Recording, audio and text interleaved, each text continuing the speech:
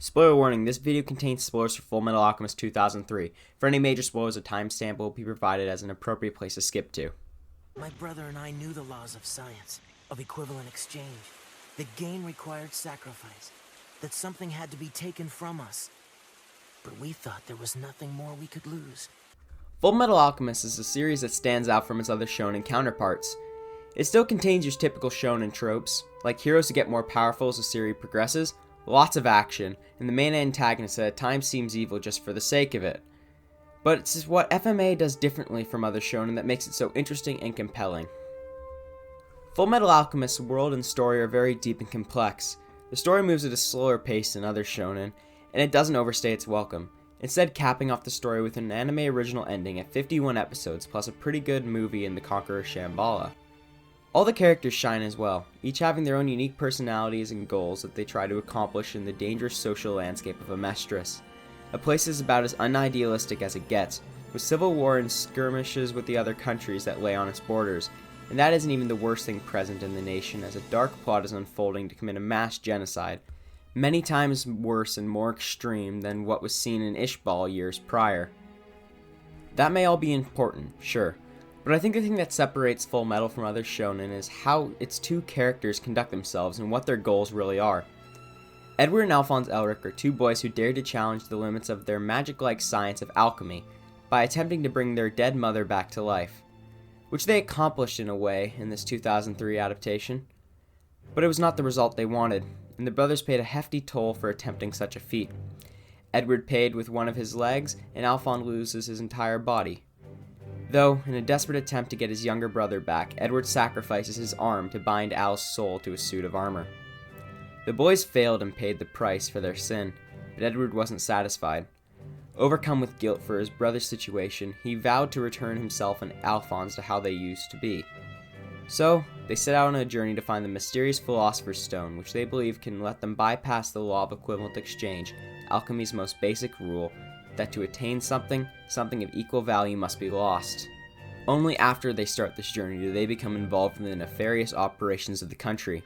You see, unlike other shonen protagonists, their goal is self-motivating and selfish to a point, only wanting to attain the power of a relic like the Philosopher's Stone to help themselves rather than others. They don't set out to become the very best like no one ever was, or save 10,000 people from a death game, or to become the #1 hero in the world. That alone is what makes these characters in this show so damn good even after all this time. It is different from other shonen and executed beautifully. So, today I'll be taking a look at Fullmetal Alchemist 2003, which happens to be my favorite anime I've ever seen, making it perfect for the channel's first anime-centered video. I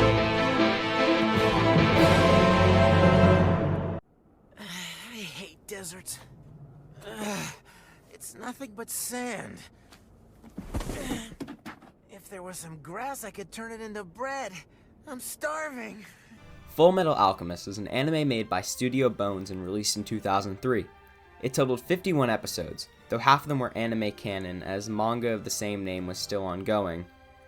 Because of the fact that most of the story isn't based from the manga, and since 2009's Fullmetal Alchemist Brotherhood, which follows the manga all the way through, exists, many people refuse to look at this 2003 adaptation anymore, under the sometimes justified stigma that anime-only endings are never good. But that is simply not the case here with 2003. In fact, I think that this adaptation actually is perfect for where it had to split off from the manga. And while I can agree that Brotherhood has objectively a more fleshed out and developed story and world, there are many things that the 2003 version does even better than how they are in Brotherhood, which is already a fantastic rendition.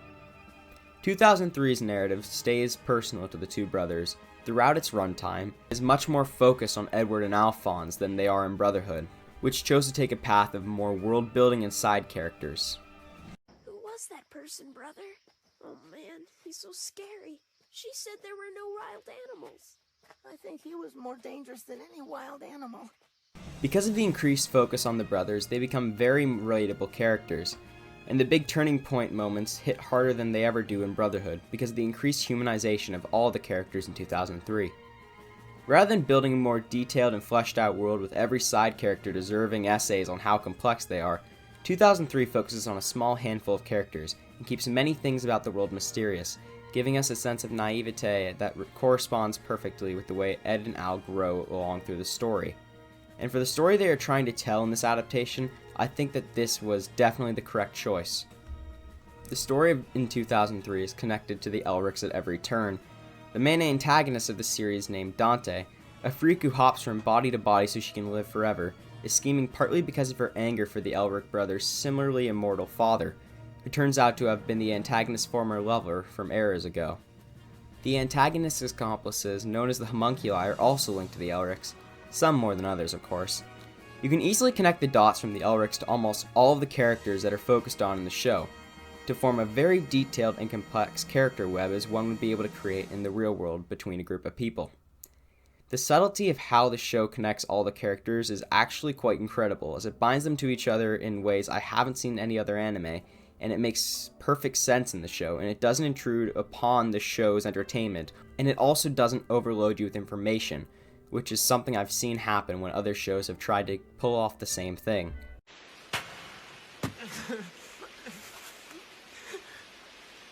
It's so cruel. If the devil really does interfere in this world, we've seen his work tonight. The devil's work, huh?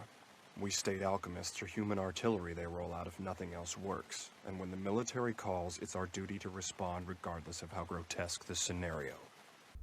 Fullmetal Alchemist 2003 also touches on themes that are more dark and depressing than what your typical shonen show shows you. It covers topics such as life and death and the nature of it through the struggles that Edward and Alphonse share over their mother and how they tried to bring her back. And the boys continue to wrestle with the weight of the sacrifice that they made to end up failing. We see Alphonse struggle in his glorified tin can of a body as he struggles to hold on to his humanity. We watch as he panics over the idea that Edward had created him in his memories, and we worry for him as he starts to lose those memories, the only things that are keeping him sane and keeping him thinking that he was real. We also watch Edward at times go into a state of self-loathing, with the overwhelming anger and guilt he feels for dragging Al into the idea of resurrecting their mother, and only being able to bind his soul to a nearby suit of armor when Alphonse lost his body during the ritual. But I'm sure that Edward would tell you that his struggle is being looked down upon because of his height, literally and figuratively. Roy Mustang is also a good example with his extreme sense of justice when it leads him to rise through the ranks of the military, even bringing him to the point where he is ready to overthrow the government via a coup d'etat in a desperate bid to try and make Ameshris a better place that would not repeat an Ishbalan genocide, while also vowing that once he is in power, all female officers will be required to wear, and I quote, "tiny miniskirts," earning him much favor with the male officers. Then there is a character like Scar, who is driven to the point of near insanity as he watched his people be slaughtered in the Ishbalan genocide, and his brother goes insane over his lost love. For a time, Scar had become a ruthless and cruel killer. And even until the end of his life, he was left a man who was no better than those who had killed all his people not that long ago. Fullmetal Alchemist 2003 is grim, and it embraces it. For the Ameshris it portrays is a world where true happy endings are about as likely as winning the lottery when you don't buy a ticket. There are many more horrors and tragedies that are shown happening in Ameshris as well. Multiple cases of fathers murdering their own children, people only able to fulfill their goals by stealing the names of others even though they have good intentions, forgotten sons out for vengeance against their fathers, someone wanting to be someone else so badly they would kill that person and steal their limbs to attach their own body if they must. Unpacking all the themes present in Fullmetal Alchemist and what they truly mean would be multiple videos in and of itself. Let's start. Let's finish! Okay, so here's the promised second spoiler warning. From here on, there are spoilers for the end of Fullmetal Alchemist 2003.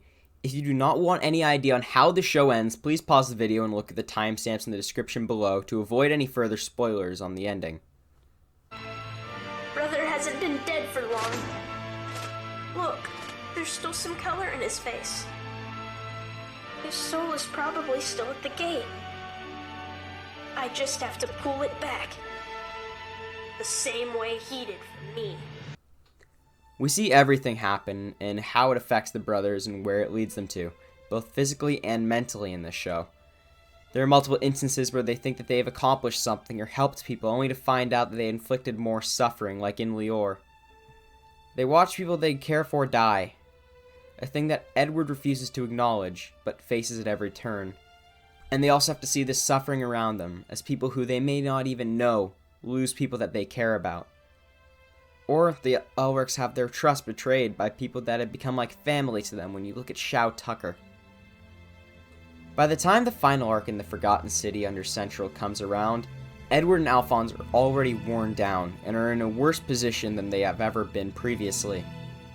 They technically had what they set out for, the Philosopher's Stone, but the version they had and how they obtained it was far from ideal. The fourth opening, to me, pretty much encapsulates the overarching theme of the show. The Elrics keep continuing on, and they rewrite the narrative to something that they decided. And that is what happens at the end of the show, when the brothers sacrifice themselves for each other. The brothers' sacrifice for each other ends up with them technically accomplishing their goal. And technically is about all you get in this series, because there is no happy endings, as I said before. But unlike that triumphant moment of victory and brotherhood, 2003 is bittersweet at best. The brothers fought so hard for each other throughout the show and end up worlds apart thanks to the law of the equivalent exchange. Edward isn't able to see his brother again or get back his arm and leg, and Alphonse was brought back as his 10-year-old self, unable to remember the journey that he and his brother had shared together that meant so much to them. If what my dad said about the gate is true, Al's old body and mind should still be there. And now his soul is there too. Maybe life has no equal trade. Maybe you can give up all you've got and get nothing back. But still, even if I can't prove it's true, I have to try. For your sake, Al. Fullmetal Alchemist is a fantastic show, and is a whole different roller coaster ride than Brotherhood. In fact, the only reason I'm willing to even include spoilers in this video is because of how much I left out for one, and the fact that the show is still way more than enjoyable, even when given a small piece of knowledge on where the show ends up or how it gets there. To me, this show is an absolute masterpiece and is one of the 2 10 out of 10s I've ever rated an anime on my anime list. Yeah, I still use that. But it goes without saying, if you haven't watched the show, then you should correct that colossal error immediately. The show may be edgy, but never to the point of stupidity like you see in something like Sword Art Online, and it's full of lovable characters, another thing that Sword Art Online doesn't have. So, we're already up 2 on Sword Art Online. It also has an interesting world and emotional moments that are as hard-hitting as a sucker punch in the gut. But, that is all for me in this video. As always, my name's Lakaidem, and thank you for watching. Hey, hope you enjoyed the video. If you did, make sure to leave a like and subscribe. I'll stream 4 days a week over on Twitch, so make sure to check that out for streams and such. I may even be live right now. But if I'm not, there are always more videos to check out on the channel if you are interested. And without further ado, have a good day.